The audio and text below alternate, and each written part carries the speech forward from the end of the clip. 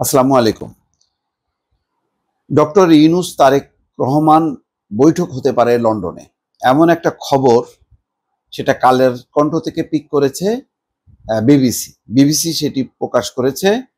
সেই সংবাদে বলা হচ্ছে অন্তর্বর্তী সরকারের প্রধান উপদেষ্টা অধ্যাপক মোহাম্মদ ইউনূস আগামী ৯ জুন যুক্তরাজ্য সফর করবেন।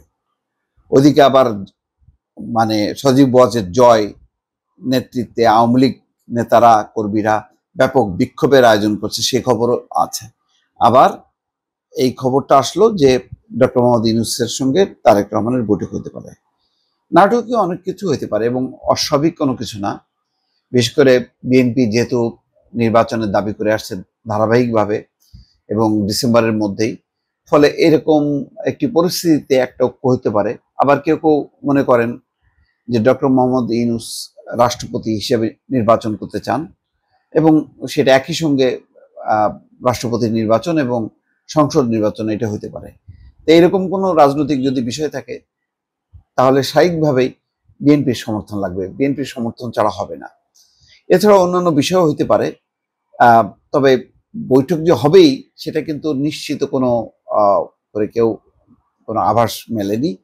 একটা সম্ভাব্যতা যাচাই করা হচ্ছে বা একটা পারসেপশনের উপর আমি বলবো যে এই রিপোর্টটা করা হয়েছে যে এই সফরের সময় লন্ডনে অবস্থানরত বিএনপির ভারপ্রাপ্ত চেয়ারম্যান তারেক রহমানের সঙ্গে তার কোনো আনুষ্ঠানিক বৈঠক বা সৌজন্য সাক্ষাৎ হবে কিনা সেই বিষয়ে সম্ভাবনা যাচাই করা হয়েছে। ঢাকার রাজনৈতিক এবং কূটনৈতিক মহলে এই প্রশ্ন এখন ঘুরপাক খাচ্ছে। রাজনৈতিক নেতাকর্মী ছাড়াও সাধারণ মানুষের মধ্যে এই নিয়ে রয়েছে ব্যাপক কৌতূহল। বিশেষ করে ডিসেম্বরের মধ্যেই নির্বাচন হতে হবে, তারেক রহমানের সাম্প্রতিক এই দাবি এবং টোকিওতে ডক্টর ইউনূস একটি মাত্র দল ডিসেম্বরের নির্বাচন চায় মন্তব্যের কারণে দেশের রাজনৈতিক অঙ্গনে যে উত্তাপ বিরাজ করছে, সেই প্রেক্ষাপটে সম্ভাব্য লন্ডনের বৈঠকের দিকে সবার দৃষ্টি।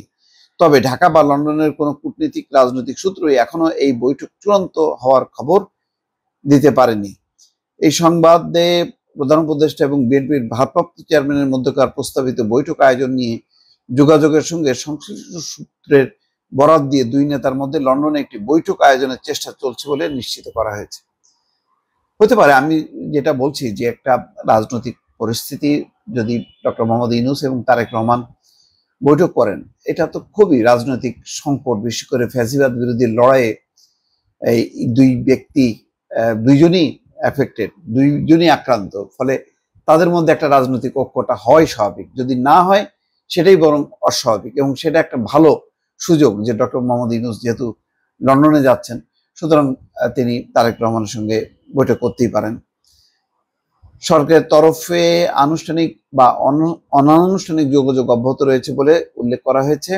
তবে জাতীয় নির্বাচনের তারিখ, রোডম্যাপ ঘোষণার ইস্যুতে সরকার এবং বিএনপি সহ সমমনা দলগুলোর সঙ্গে যে দূরত্ব তৈরি হয়েছে তার সম্ভাব্য বৈঠক আয়োজনে কিছুটা বাধা হয়ে দাঁড়িয়েছে। এখন একটু যেহেতু একটা টানাপোড়েন চলছে সরকারের সঙ্গে বিএনপির, এই অবস্থায় এটা হবে কিনা সেটা কোনো নিশ্চিত করা যাচ্ছে না।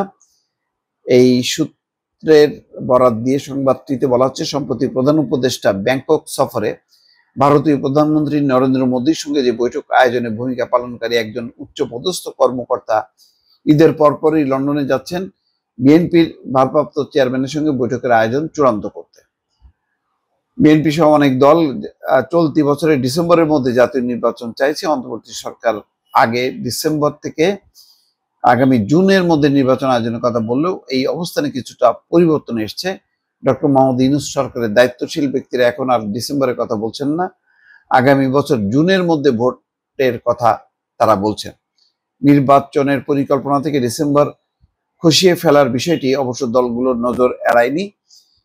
এমন প্রেক্ষাপটে অন্তর্বর্তী সরকারের একজন উপদেষ্টা বলছেন যে জামাত ইসলামীর একজন জ্যেষ্ঠ নেতার তথ্য অনুযায়ী আগামী বছর জুনের মধ্যে রমজান মাস, মাধ্যমিক, উচ্চ মাধ্যমিক পরীক্ষার মতো 3টি জনগুরুত্ব সম্পন্ন বিষয় আছে।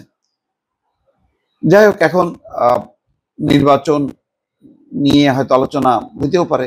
যদি বৈঠক হয় তাহলে অনেক বরফ গলবে এবং ভুল বুঝাবুঝির অবসান ঘটবে এবং একটা জাতীয় ঐক্য, কেউ কেউ বলেন জাতীয় সরকারও হইতে পারে, তো সেই সম্ভাবনাগুলো খুব ত্বরান্বিত হবে, এটা ধারণা করা যায়। তবে শেষ পর্যন্ত বৈঠক হবে কিনা এটা কিন্তু নিশ্চিত কোনো সূত্র বলতে পারেননি। দর্শক ভালো থাকবেন, আল্লাহ হাফিজ।